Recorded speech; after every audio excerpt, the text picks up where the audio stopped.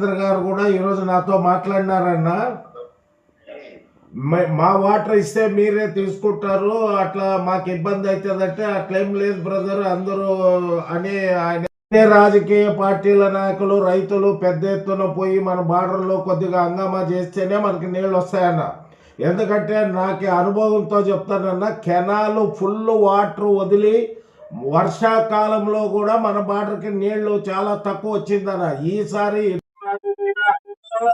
అందరూ ఏకమయ్యి పార్టీలు అతీతంగా అందరు రాజకీయ నాయకులు అందరూ కలిసి బార్డర్లో పోయి మనము కొద్దిగా 2-3 సార్లు చేస్తేనే మనకు ఇప్పుడు ఇచ్చే నీళ్లు కూడా వస్తాయి. లేకపోతే అన్ని వాళ్ళకే ఇప్పుడు, ఎందుకంటే వాళ్ళకి వాళ్ళ డీపీలకి నీళ్లు ఎక్కడం లేదన్న.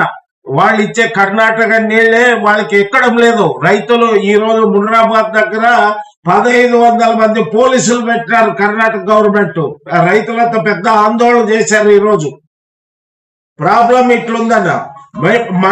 మనం అందరూ కూడా పార్టీలకు అతీతంగా 4 నియోజకవర్గాల్లో ఉన్న తెలుగుదేశం, బీజేపీ, కాంగ్రెస్, వైఎస్ఆర్, కమ్యూనిస్టులు అందరూ కూడా కర్ణాటకలో ఎట్లా రాజకీయ పార్టీలు రైతుల కోసం ఏకమవుతారో, రైతు సంఘాలు ఎట్లా ఏకమవుతారో మనం కూడా ఆ రకంగా పోయితే అక్కడ కొద్దిగా భయం వస్తుందన్న, లేకపోతే కష్టమవుతుంది.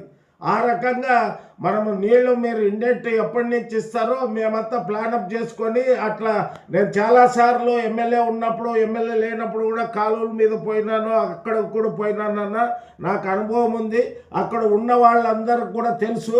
ఆ రకంగా మేము చేస్తామన్నా. మీరు రేపే ఇండెంట్ ఇస్తే మంచిదన్న.